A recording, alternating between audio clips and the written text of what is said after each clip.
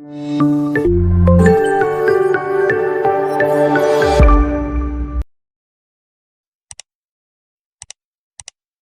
الله الرحمن الرحيم. ربنا افتح بيننا وبين قومنا بالحق وانت خير الفاتحين. مهندس اسامه شلبي. هنتكلم النهارده عن حلقات متكامله عن امراض الدواجن. امراض الدواجن بتنقسم الى امراض فيروسيه مثل النيوكاسل، الاي بي، الجمبورو، الانفلونزا الطيور، الاي ال تي. امراض بكتيريه مثل السالمونيلا، الكوليستريديا، مايكوبلازما الدجاج، كوليرا الطيور. امراض فطريه، طفيلات خارجيه وداخليه زي الكوكسيديا، امراض سوء التغذيه. في امراض كتير هنتكلم عنها في الفتره الجايه دي. هنبدا بمرض النيوكاسل. مرض النيوكاسل ده مرض قديم جدا، موجود في العالم كله تقريبا، ظهر في ولايه نيوكاسل وانتشر للعالم كله. وده مرض خطير جدا لانه بيسبب خسائر كبيره، لانه بيوصل نسبه النافق في الدواجن ل 100%. حتى في بعض العطرات شديده الضراوه ممكن تعمل نافق 30%، ولكن بتعمل انزفه خارجيه بتخلي الفراخ كلها تتباع سرده. يبقى حتى اللي بيعدي منها وبتعمل نافق صغير ممكن تعمل لنا خسائر 100% برضه. علشان كده المرض ده خطير جدا ولازم نتكلم عنه بتفاصيل العدوى بتاعته. نيجي للطرق العدوى. طرق العدوى هي الطرق المعروفه،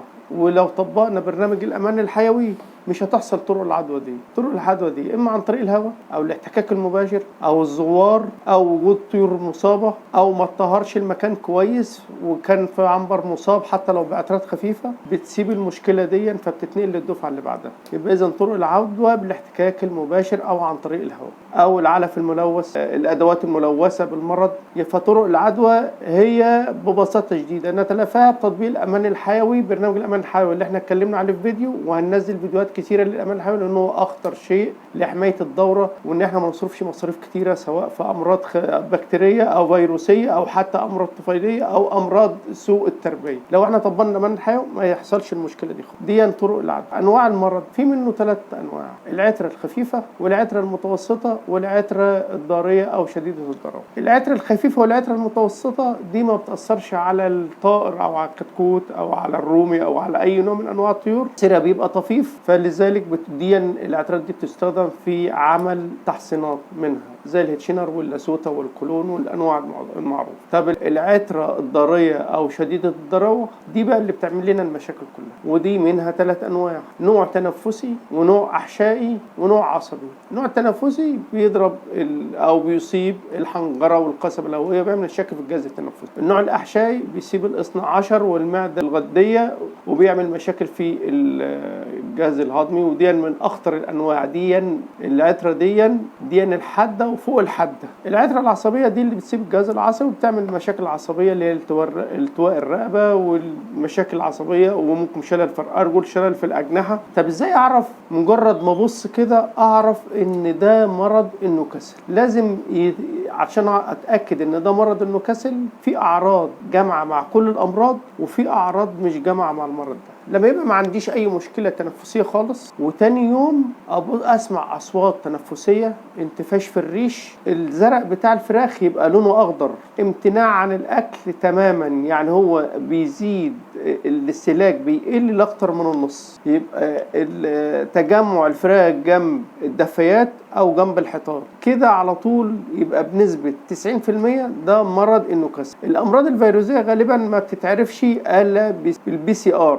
الامراض التنفسيه ما بنقدرش نعرفها ونقول مهما كانت مهاره الطبيب البيطري او المهندس اللي هيشرح ما يقدرش يقول 100% ان دون مرض النيوكاسل الا بالبي سي ار. بس الحاجات الظاهريه دي هي اللي بتبين. يبقى عرفنا لو شفنا اول حاجه الزرق يبقى لونه اخضر، بقع خضراء في العنبر كله او في المكان اللي احنا بنربي فيه حتى في التربيه المنزليه، يبقى مع انتفاش ريش، مع شلل في الارجل او شلل في الاجنحه، مع التواء رقبه لو ظهر في الامراض العصبي في ظهر عصبي، او مع اصوات الحشرجه الشديده لو ظهر تنفسي، لقينا انزفه في الانف شديده، لقينا التهاب في العين، ده يبقى كده بنسبه كبيره مرض نيوكاسل. والمرض النيوكاسل من الامراض اللي انا اقدر اعمل له تحصينه اضطراريه. يعني مرض انفلونزا الطيور لو ظهر وعملت له تحصينه يعمل لي مشكله كبيره. مرض الجمبور لو ظهر وعملت له اديته تحصينه يبقى انا كده بقضي على العنبر. انما مرض انفلونزا الطيور لو اديته تحصينه دي من الامراض اللي بتستقبل التحصينه لو ظهر. اهم حاجه ان التحصينه دي ما تزيدش عن اليوم الاول في ظهوره، انما لو لان دي فيروس، اي فيروس في فيروس هيدخل خليه او يركب الخليه. لو انا اديته الفيروس الضعيف بتاع التحصينه خلاص يبقى الفيروس المرضي مش هيقدر يركبه. طب لو سبق الفيروس المرضي يبقى كده خلاص انتهت المشكله وبدانا في كارثه مش في مشكله.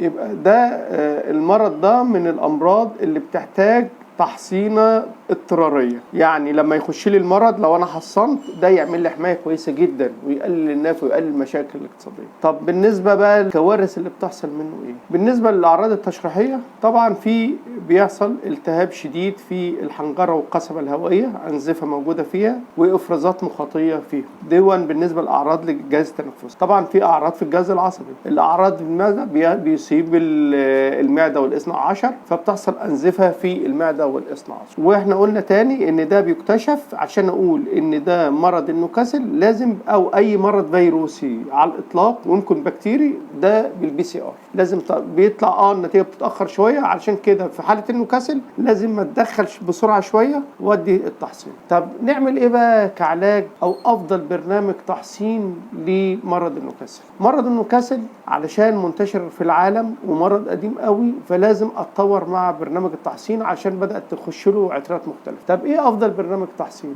ان انا احصن بهيتشينر مع IB عند 7 ايام، معاهم ادي لقاح ميت لان في حمايتين، الحمايه عن طريق الدم والحمايه المناعيه عن طريق الجهاز التنفسي والجهاز الهضمي. الحمايه المناعيه دي يعني اللي بيديها التحصين عن طريق الميه او التقطير، الحمايه الدمويه بيديها التحصين الميت. فلازم ندي الاثنين ده في حاله لو المنطقه ملوثه زياده شويه. طب نديهم ازاي؟ عشان ما نعملش اجهاد للطائر لازم نديهم مره واحده في مسكه واحده. نمسك الطائر مره واحده هنديله هيتشينر IB ويفضل التقطير. ولو هنحصن بالميه له احتياطات احترازيه زي لازم الميه بتاعت الحنفيه تبات يوم. كميه الميه اللي انا هستهلكها نفترض ان انا هستهلك 100 لتر يبقى ال 100 لتر اعبيهم قبلها بيوم عشان الكلور يبقى تطاير تماما. الشبه تبقى بنسبه كويسه اترسبت في الارض، واخد تلتين الميه من على الوش بالمسقه كده واشيل الميه من على الوش واسيب الجزء اللي تحت اللي اترسب دون اسيبه للاخر. يعني اسيب على الاقل في كل نفترض الجردل اللي انا بعبيه جردل مفتوح هنفترض ان هو 20 لتر يبقى مش هاخد ازيد من 15 لتر من كل جردل. هاخد يبقى ال 100 لتر هعبيهم كده. لازم الميه تتركن على الاقل 12 ساعه تكون ماده الكلور طالت.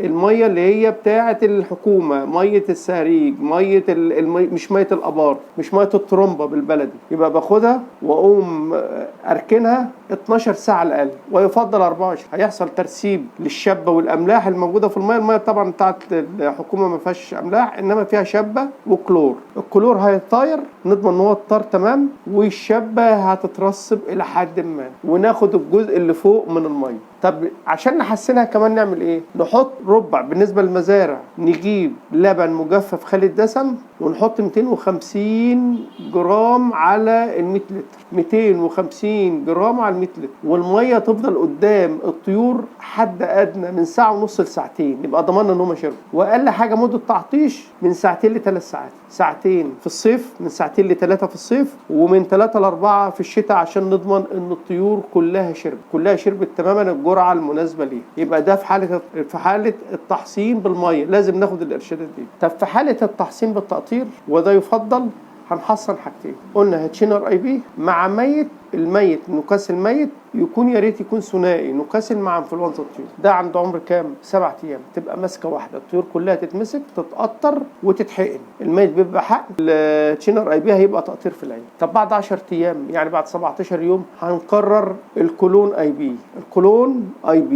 طب بعد 10 ايام تاني يعني عند 28 او 27 يوم هنقرر لاسوتا جولد مع IB او لاسوتا جولد لوحدها. ويبقى كده احنا تقريبا حمينا الطائر في ال40 يوم اللي هو مدة تسمين الدورة. طب بالنسبه لو جالنا نعمل ايه بقى؟ يعني لو جالنا النكاسل وبالاخص في التربيه المنزليه، بالنسبه لتربيه المزارع بعمل 3 حاجات. اول حاجه بحاول ان انا الطيور اللي هي منتهيه تماما، اللي مش قادره تقوم، اللي انتهت، مش هقدر اعمل لها حاجه، فبلمها واعدمها. الطيور اللي عندها شبه حيويه بديها روافع مناعه، لو اقدر اعملها لوحدها احطها في حجازه واسقيها روافع المناعه عن طريق السرنجه، ده لازم تتعب شويه. الطيور اللي هي بتشرب بنفسها بديها رافع مناعه يكون عالي، مش هنقول اسماء، بس يكون من الروافع المناعه المحترمه اللي لها اسم. ده بالنسبه لليوم الاول والثاني والثالث. يعني اول ما ظهرت العطره وبدات تظهر قوي يبقى ظهر وعرفت ان ده نكاسل وما لحقتش احصن وخلاص المرض ركبني وانتهت، يبقى هنعمل ال3 حاجات دول. التعبان قوي هعدمه،